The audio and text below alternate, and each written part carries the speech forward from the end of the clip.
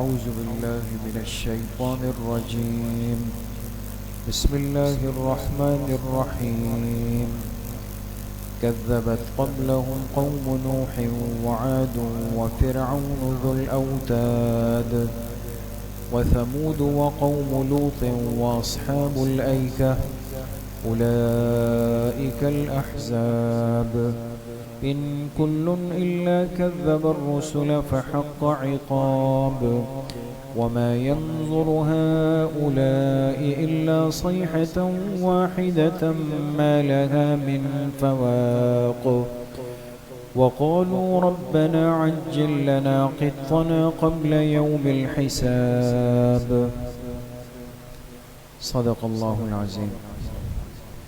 یہ سورہ صاد کی آیت نمبر 12 سے آیت نمبر 16 تک کل 5 آیتیں آپ حضرات کے سامنے تلاوت کی گئی ہے.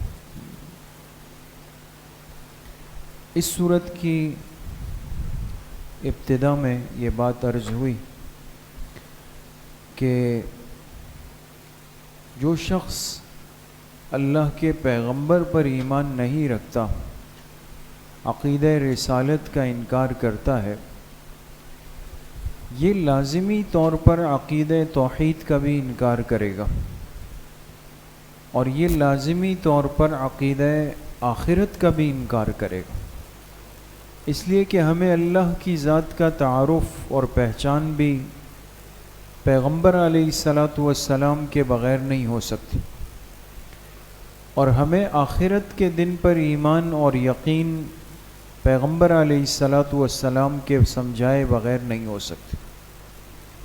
تو عقیدہ رسالت اور اللہ کے تمام پیغمبروں پر ایمان رکھنا، پھر بالخصوص خاتم الانبیاء جناب رسول اللہ صلی اللہ علیہ وسلم پر ایمان رکھنا، اب یہ قیامت تک کے آنے والے ہر انسان کی نجات کے لیے ایک بنیاد ہے، ضروری ہے. اگر کوئی شخص تمام پیغمبروں پر ایمان رکھنے کا دعویٰ کرے اور وہ کہے کہ میں آدم علیہ السلام سے لے کر حضرت عیسیٰ علیہ السلام تک تمام پیغمبروں کو مانتا ہوں، لیکن آپ علیہ السلام پر ایمان نہیں رکھتا، تو یہ شخص کامیاب ہو سکتا ہے دوست؟ یہ نہیں ہو سکتا، یہ ناکام ہے. یا اسی طریقے سے اگر کوئی شخص یہ کہے کہ میں آپ علیہ السلام پہ بھی ایمان رکھتا ہوں، لیکن آپ کے بعد بھی سلسلہ نبوت میں کسی پر ایمان رکھتا ہوں، کسی اور کو بھی نبی مانتا ہوں، تو یہ شخص کامیاب ہو سکتا ہے؟ کبھی نہیں ہو سکتا. تو آپ علیہ السلام کی رسالت پر ایمان رکھنا بھی فرض ہے، اور آپ کو خاتم الرسل ماننا، آپ کی ختم نبوت پر ایمان رکھنا، یہ بھی فرض ہے، اور یہ ہمارے بنیادی عقائد کے اندر شامل ہے. تو اب جو شخص یا جو قوم، جو امت وہ اللہ کے آخری پیغمبر پر ایمان نہ لائے، تو اللہ پاک نے ان آیات کے اندر تنبیہ فرمائی کہ جہاں جرم میں اشتراک ہو، جرم ایک جیسا ہو، وہاں سزا بھی اسی طرح ملے گی. لہٰذا اگر پچھلی امتوں نے اپنے پیغمبروں پر ایمان لانے کے بجائے ان کو ستایا، ان کی پکڑ ہوئی، عذاب کی گرفت میں آئے، ناکام ہو گئے، اگر یہ مشرکین مکہ اور اہل مکہ اگر یہ میرے آخری پیغمبر پر ایمان لانے کے بجائے ان کو ستائیں گے، تکلیف دیں گے، تو انہیں ان پچھلی امتوں سے عبرت حاصل کرنی چاہیے. ان پر بھی میری پکڑ آ سکتی ہے، یہ بھی ہلاک ہو سکتے ہیں اور یہ بھی ہمیشہ کی ناکامی میں جائیں گے.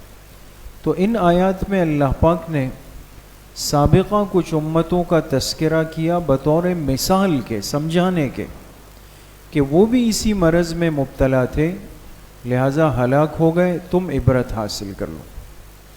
کذبت قبلہم قوم نوح، جھٹلایا ان سے پہلے، ان سے پہلے، ان سے مراد کون؟ جی مکہ والے. مکہ والے. ان سے پہلے جھٹلایا قوم نوح نے بھی اور قوم عاد نے بھی، وفرعون، اور فرعون نے بھی، ذو الاوتاد. ذو الاوتاد کے دو ترجمے. ایک ترجمہ ہے کہ وہ فرعون جو کیلوں والا تھا. کیل جانتے ہیں نا؟ تو یہ جو اس کی بات نہیں مانتا یہ ان کو سزا دیتا تھا اور ان کے ہاتھوں اور پیروں میں کیل ٹھوک دیتا تھا. ظالم تھا. اور بعض نے فرمایا کہ اوتاد کے معنی آتے ہیں مضبوطی کے. اس نے اپنی حکومت اور سلطنت کو بڑا ایک مضبوط بنایا تھا، ظاہری طور پہ مضبوط. تو فرمائے وہ فرعون جو ایک مضبوط حکومت والا تھا یا وہ فرعون جو کیلوں والا تھا، انہوں نے بھی جھٹلایا. وثمود، اور قوم سمود نے بھی جھٹلایا. وقوم لوط، اور قوم لوط نے بھی جھٹلایا. واصحاب الایکہ، اور جنگل والوں نے بھی جھٹلایا. یہ حضرت شعیب علیہ السلام کی قوم. اولئک الاحزاب، یہ سب کی سب ایک طرح کی جماعتیں تھیں. یہ سب کی سب ایک طرح کی جماعتیں تھیں، یعنی ان کا جرم ایک جیسا تھا، اپنے پیغمبروں پر ایمان نہ لانا اور ان کو ستانا. ان کل الا کذب الرسل، ان سب نے پیغمبروں کی تکذیب کی. فحق عقاب، تو ان پر اتر آئی میری پکڑ. وما ينظر هؤلاء، اور یہ لوگ بھی انتظار نہیں کر رہے، الا صیحۃ واحدہ، مگر ایک زوردار آواز، ایک زوردار آواز کا انتظار کر رہے ہیں. اس سے مراد کیا ہے؟ نفخہ ثانیہ.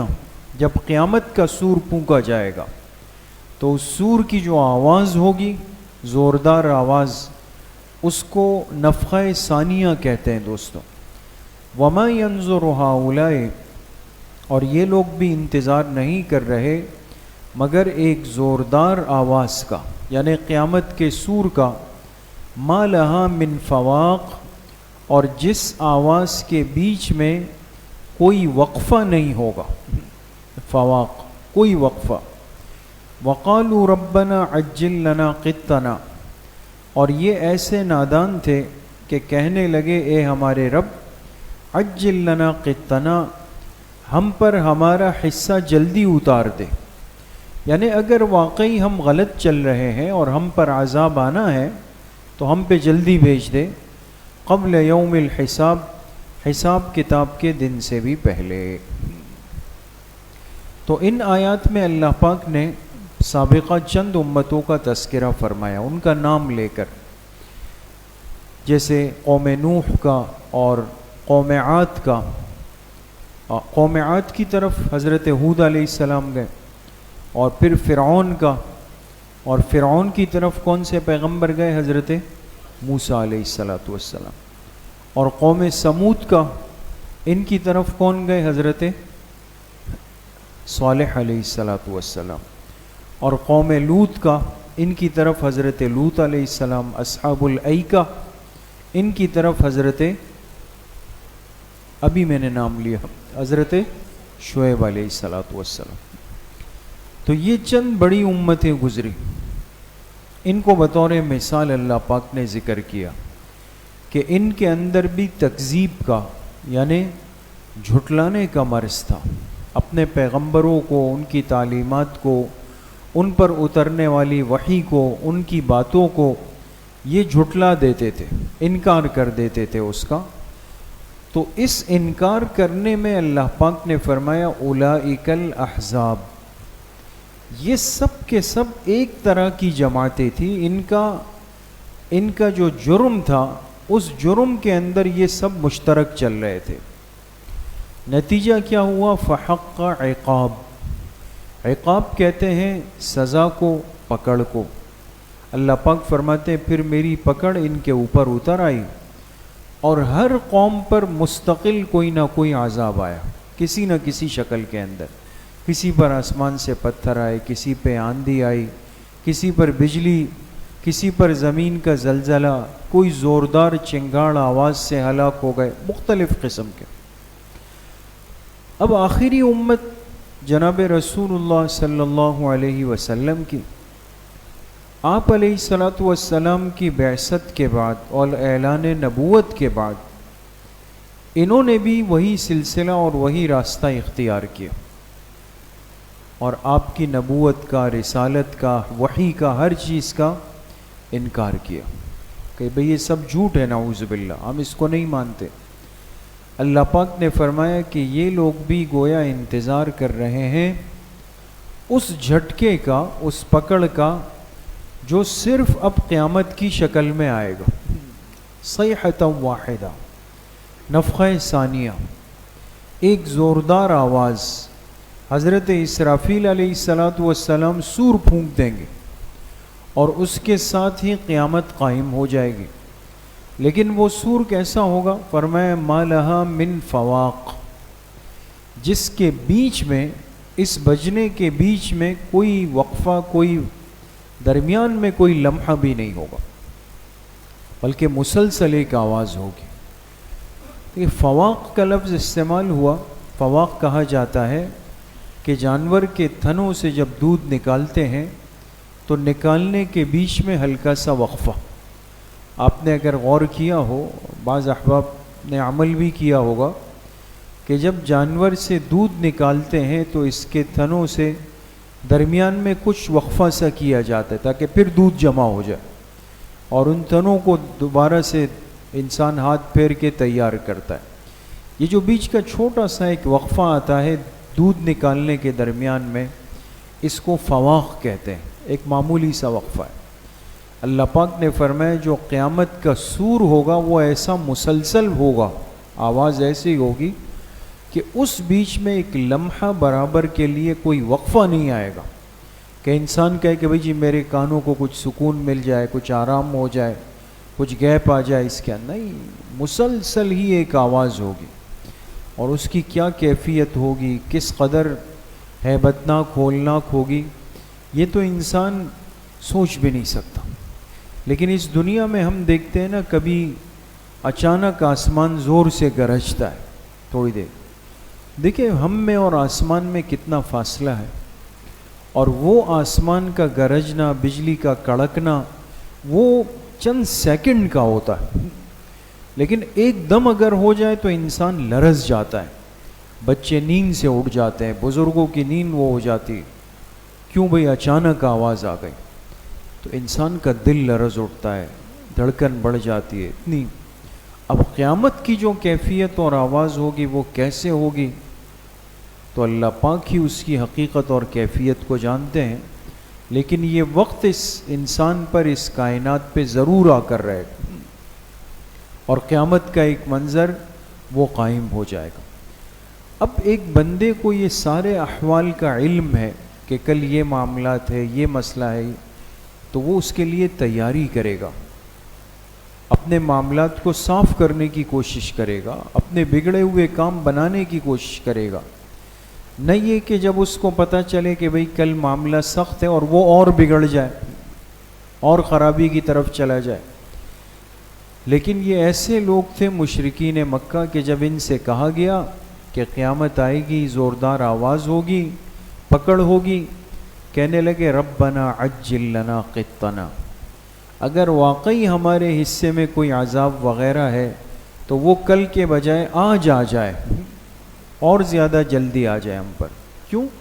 اس لیے کہ انہوں نے اس چیز کو ایک مذاق بنا دیا تھا کہ شاید یہ کوئی مذاق ہو رہا ہے، اس کے پیچھے کوئی حقیقت نہیں ہے۔ جبکہ میرے عزیزوں، دوستوں، بزرگوں، قیامت بہت بڑی حقیقت ہے اور اصل حقیقت ہے، اس لیے کہ یہ دنیا کی زندگی تو حقیقی نہیں ہے نا، یہ تو عارضی ہے، یہ وقتی ہے اور یہ فانی ہے، محدود زندگی ہے، جتنی بھی ہو جائے بالآخر ایک وقت آئے گا کہ یہ ختم ہو جائے گی، اور اس کے بعد کی جو زندگی ہے وہ ایک حقیقی زندگی کا پہلا قدم ہے دوستوں، عالم برزخ میں قبر کی زندگی، وہ اس ہمیشہ کی زندگی کا ایک آغاز ہے، اور جب وہ عالم برزخ کی زندگی ختم ہوگی، عالم آخرت، اب وہ ہمیشہ ہمیشہ کی زندگی شروع ہوگی.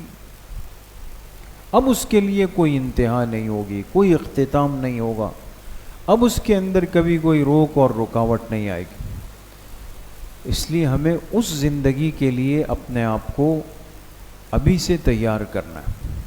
انسان اس دنیا میں رہتے ہوئے جب تک یہ سانس چل رہی ہے، زندگی اللہ پاک نے دی ہے، ہم آخرت کی زندگی کے لیے اپنے آپ کو تیار کریں، اپنے معاملات کو صاف کریں، اعمال کو درست کریں، اللہ کے حقوق اور اللہ کے بندوں کے حقوق کو سمجھ کر اس کی ادائیگی کی فکر کریں. دوستو، اللہ کریم مجھے بھی آپ سب کو صحیح عمل کی توفیق نصیب فرمائے.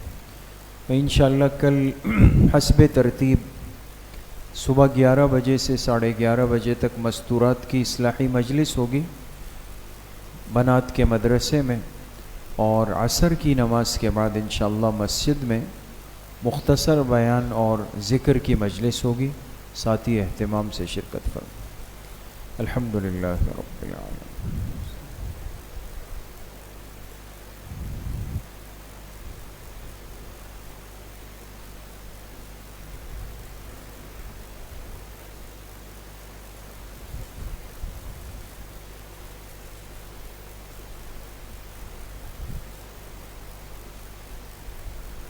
وصلی اللہ وسلم علی نبینا محمد وآلہ واصحابہ اجمعین برحمتک.